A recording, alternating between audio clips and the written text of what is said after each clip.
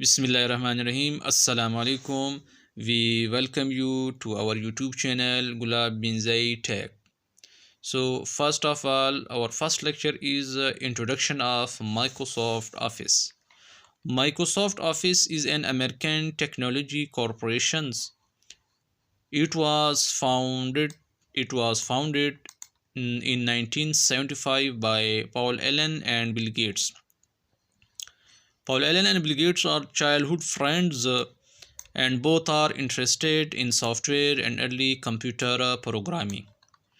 Microsoft Office is a suite of applications that is designed to perform a specific task on a computer.